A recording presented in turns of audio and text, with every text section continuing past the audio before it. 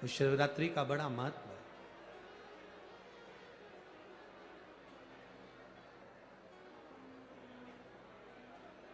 तारकासुर जान नहीं पाए कि आज श्राद्ध पक्ष की शिवरात्रि है। केवल एक श्वेत पुष्प, केवल एक सफेद फूल तारकासुर ने लेकर आए और बाबा देवादिदेव महादेव का जो स्वरूप था, भगवान शंकर का जो स्वरूप था, उस स्वरूप पर देवादिदेव महादेव ने शिव जी के चरणों में एक पुष्प समर्पित कर दिया। एक सफेद पुष्प, एक श्वेत पुष्प देवादिदेव महादेव को समर्पित कर, भगवान शंकर को समर्पित किया।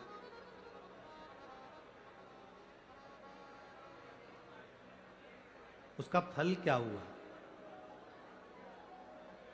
आप लोग भी निवेदन है, प्रयास करना, पहले देख लेना। शायद हमारे हिसाब से तो 13 अक्टूबर को शिवरात्रि होना चाहिए।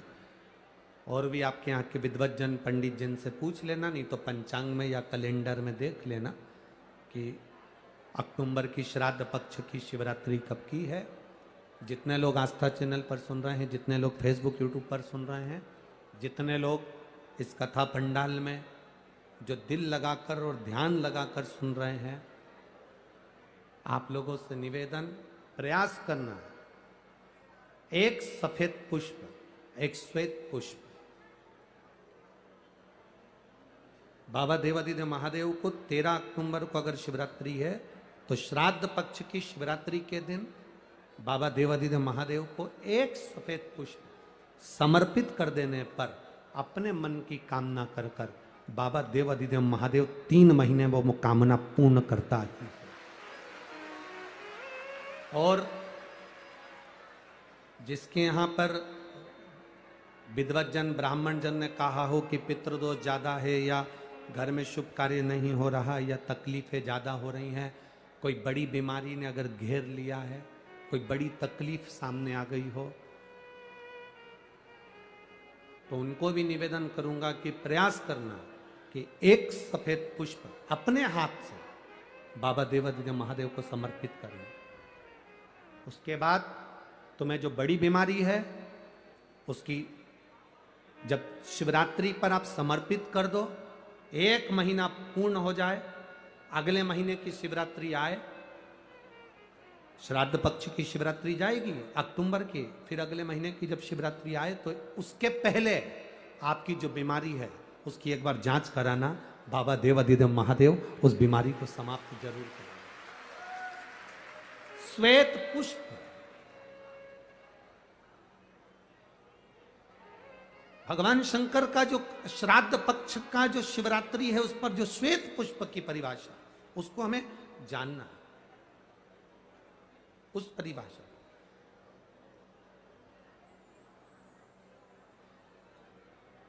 आप लोगों को मालूम होगा कि हनुमान जी पूर्व जन्म में कौन थे?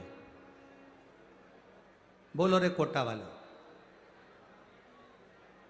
हनुमान जी का जो अवतार हुआ राम अवतार के समय पर, त्रेता में जो मेरे राम जी का जो सुंदर अवतार हुआ, तो राम जी के साथ में जो हनुमान जी प्रकट हुए, ये हनुमान जी को पूर्व जन्म में,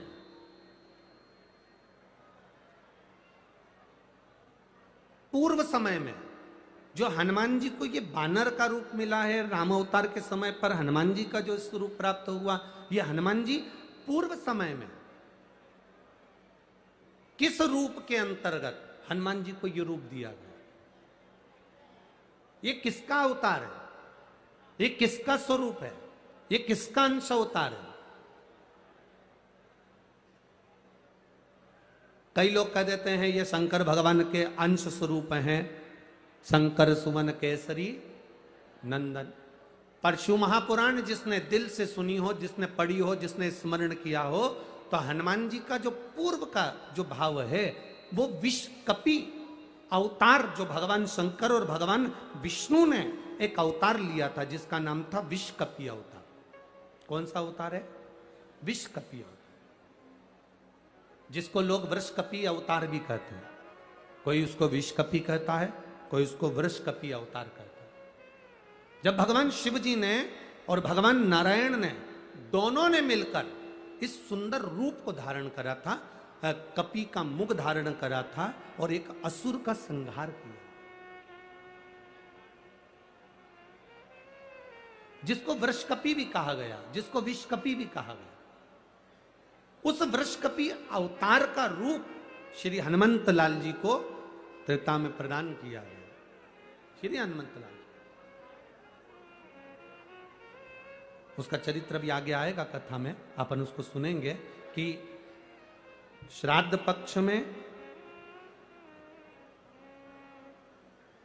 वृषकपी अवतार का महत्व क्या है, विषकपी अवतार की महत्वता क्या है। देव पितर शिव महापुराण में अगर 16 दिन श्राद्ध के होते हैं और 16 दिन श्राद्ध में से कोई भी एक दिन श्राद्ध का, जो तुम्हारी मर्जी पड़ जाए, जिस दिन तुम घर में फ्री हो, जिस दिन तुम्हारी मर्जी पड़ जाए, जिस दिन तुम्हारा मन कर जाए, उस दिन वृषकपी विषकपी नाम लेकर एक रोटी में थोड़ी सी शक्कर या गुड़, थोड़ा सा चावल, थोड़ा सा अगर चावल नहीं हो तो खीर बन जाए तो ज्यादा अच्छी है, रोटी के अंदर रखकर वृषकपी या विषकपी, भगवान शंकर का एक अवतार है नारायण के साथ में। भगवान शिव और भगवान शंकर का और नारायण का एक अवतार मिलकर हुआ था। भगवान शिव और नारायण का मिलन से 3 अवतार हुए थे, 3 अवतार हुए हैं। एक हरिहर अवतार भी भगवान शंकर और नारायण के मिलन से हुआ, एक वृषकपी अवतार भी नारायण और शिव के मिलन से हुआ। तो जो वृषकपी अवतार है भगवान शंकर और एक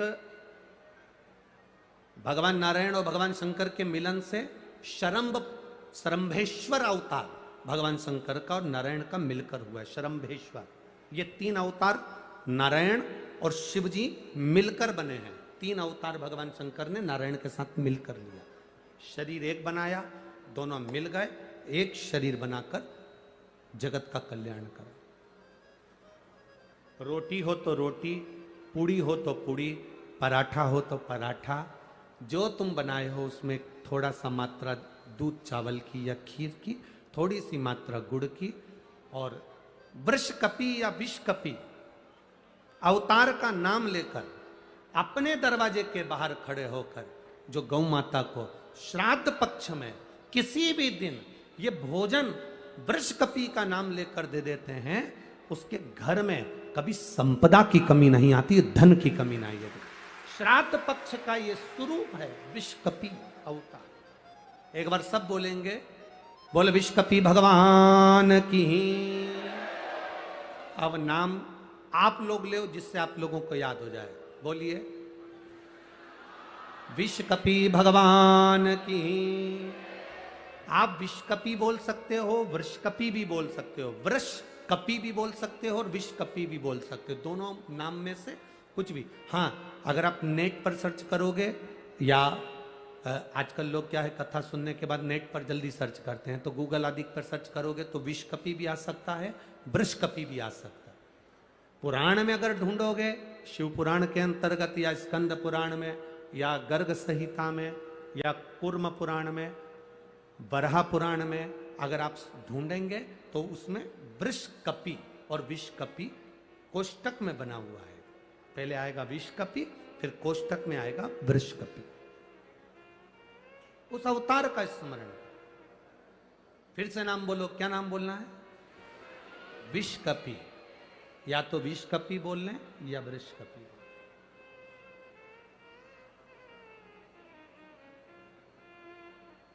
देव पितर कथा का ये सबसे सुंदर संवाद है विषकपी अवतार का।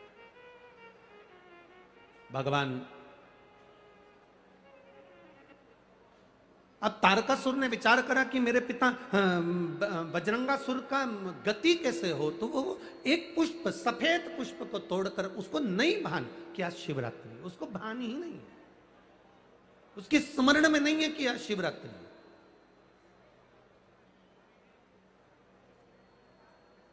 फूल तोड़ा, देवादिदेव महादेव के चरणों में समर्पित करा, शिव जी के नेत्र खुल गए।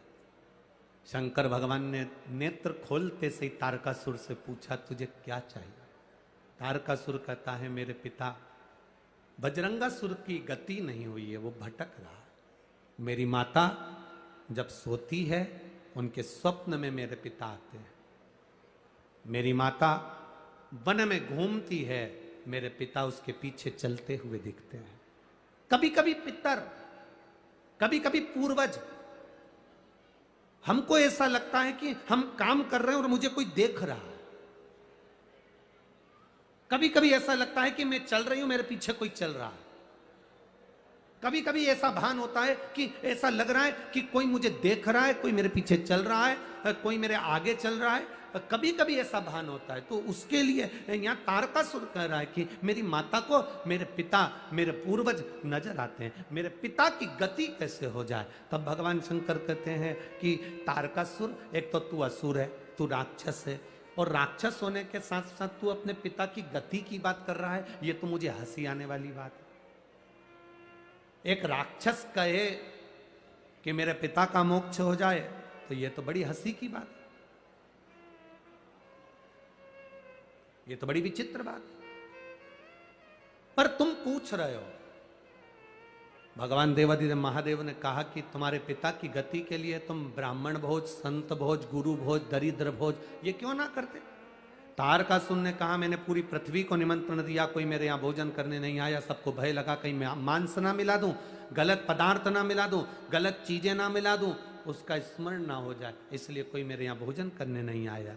शंकर जी उसी समय पर कहते हैं, तेरे पिता की गति के लिए नंदी तुझे ज्ञान देगा। भगवान ने नंदी की ओर इशारा करा। नंदी ने तारकासुर से कहा, सुन तारका, अगर अपने पूर्वजों को जल नहीं दे सकते, अपने पूर्वजों को तर्पण नहीं कर सकते, अपने पूर्वजों के लिए भोजन नहीं करा सकते, अपने पूर्वजों के लिए कोई तुम भाग नहीं दे सकते, अपने पितरों के लिए तुम कुछ नहीं कर सकते, तो नंदी ने तारकासुर से कहा, एक मुट्ठी दुर्बा घास उखाड़ कर किसी गाय को खिला देना, उससे भी तेरी पिता की, तेरे पूर्वज की मुक्ति गति निश्चित है। ये नंदी का ज्ञान है, ये नंदीश्वर का ज्ञान। 16 दिन श्राद्ध में बन सके, आप अगर किसी को भोजन करा सके ठीक है, ना करा सके ठीक है, कुछ नहीं बने तो थोड़ी सी घास, थोड़ा सा ग्रास तोड़कर गौ माता को भी खिला देने पर हमारे पूर्वजों को, हमारे पितरों को मुक्ति प्राप्त हो जाती है, मोक्ष मिल जाता है। क्यों? गौ माता के शरीर में देवताओं का निवास है, उसको जानने वाला जान सकता है, बाकी के तो लोग आज के जमाने में हम क्या कहें, केवल दुनिया के लोग एक बात कहते हैं, गौ माता की जय हो, गौ माता की रक्षा हो, रक्षा हो, रक्षा हो। हर मंच पर, हर जगह पर राजनेता, सत्ताधारी सब चिल्ला चिल्ला कर कहते हैं, हमने गाय के लिए यह करा, हमने गाय के लिए वो करा। अगर तुमने गाय के लिए कुछ करा होता तो रोडों पर गाय आज भी कचरा खाती हुई नहीं दिखती।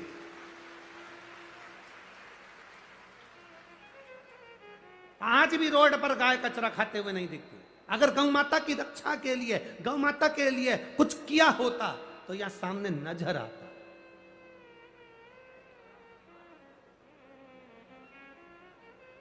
बहुत कुछ करती है सरकार, ऐसा नहीं कि गाय माता के लिए नहीं करती, करती है, पर ऊपर से पैसा चलते चलते चलते चलते नीचे तक आता है, नीचे भी और नीचे आता है और नीचे आता है। जो धन गौ माता में लगने वाला होता है वो दुनिया के लोग पहले हजम कर जाते हैं और गौ माता फिर भूख से बिलबिलाती रहती है।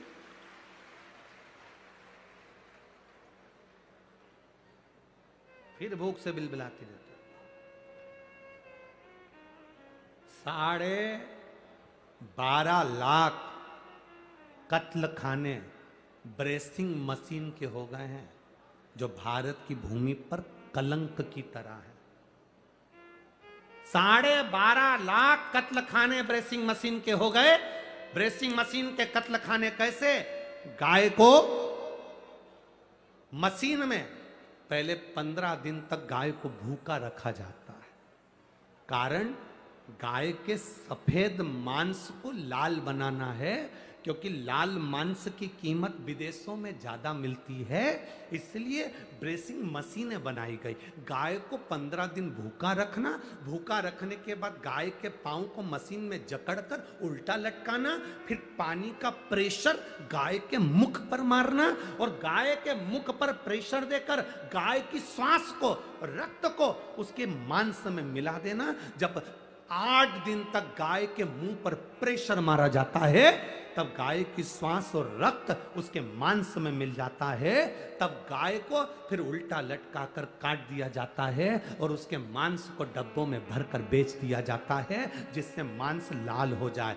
गाय ब्रेसिंग मशीन में काट काट कर लोग उसको लाल मांस बनाकर बेच रहे हैं, और दुनिया के लोग कहते हैं गौ माता की जय हो, धर्म की जय हो। एक गाय भी अगर तुम्हारे शहर की, तुम्हारे क्षेत्र की, तुम्हारी कॉलोनी की, तुम्हारी सोसाइटी की, तुम्हारे मोहल्ले की, तुम्हारे गांव की, तुम्हारे प्रदेश की, तुम्हारे नगर की, तुम्हारे देश की एक गाय भी अगर कटती है तो इस राष्ट्र को भुगतना पड़ता है। ये उपद्रव कहीं केदारनाथ जी में त्रासदी मच रही, कहीं भूकंप आ रहा, कहीं बाढ़ आ रही, कहीं बीमारी आ रही, कहीं कोरोना आ रहा। कहां से आ रहा?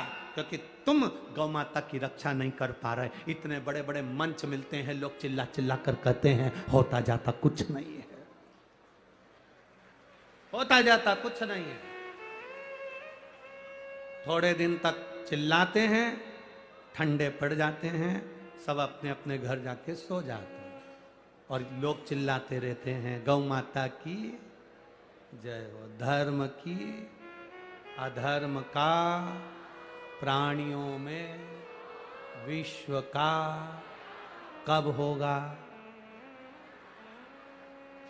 लोग चिल्लाते रहे कल्याण हो, कल्याण हो, विश्व का कल्याण हो, ये सब कहते हैं, पर सबसे पहले अपना कल्याण सोचते हैं। विश्व का कल्याण बाद, पहले अपना। कहां गति? गौ माता को अगर एक मुट्ठी चारा भी, घास भी अगर खिला दी तो पूर्वजों का कल्याण है, पितरों का उद्धार है। ये नंदी ने तारकासुर को कहा, तारकासुर सुनकर आनंदित हो गए। आनंद, रसतत्व आ गया तारकासुर के भीतर। तारकासुर ने सुना, गया, घास लेकर गौ माता को दिया। गाय की आंख से आंसू बह रहे थे, तो तारकासुर ने पूछ लिया, गौ माता, मैंने तुम्हारे को घास खिलाया और तुम रो रही हो? गौ माता, मैंने तुमको घास खिलाया और तुम रो रही हो? गौ माता कहती है, तारकासुर, तू असुर है, मुझे कष्ट देता है हर पल, और आज तू घास खिलाने आया है तेरे पूर्वजों के उद्धार के लिए। ये तारकासुर की कथा नहीं, ये आप और हमारी सबकी कथा है। 16 श्राद्ध आई, दादाजी की तिथि आई, तो कंगा मंगा करके, डेंटिंग पेंटिंग करके गौ माता को बुला रही, ले आजा आजा आजा, ले ले ले। कोई ने पूछा, क्यों काकी, क्या कर रही हो? आज हमारे दादाजी की तिथि है, तो गाय को रोटी देना है। गाय उधर जा रही, गाय ने मुड़ के देख लिया कि आंटी जी बुला रही है, पर गाय नहीं आई। गाय के पास में बैल खड़ा था, बैल ने गाय से पूछा, वो आंटी जी बुला रही, जा क्यों नहीं रही? तो गाय बैल से बोली, ऐसी आंटी को जान दे चूल्हा में। जब 16 श्राद्ध आती है तब मेरी याद आती है अपने बुढ़े डोकरों को मोक्ष देने के लिए, बाकी के समय तो डंडा लेके दरवाजे पर खड़ी रहती है। क्या करूं आंटी का और क्या करूं अंकल का। क्यों रे अंकल और आंटी, केवल 16 श्राद्ध आई, दादाजी की तिथि आई, दादी की तिथि आई, तब गौ माता की याद आई। जब तिथि चली गई फिर दरवाजे पर गाय आई तो पानी डाल के डंडा मार के हट हट चल चल। गौ माता ने भी सोच लिया तेरे यहां तो नहीं आऊंगी श्राद्ध में, चाहे कुछ भी हो जाए, नहीं आऊंगा। गति कहां है? अरे बाबा, शिव की आराधना का जो सुख है वो सुख कहीं नहीं।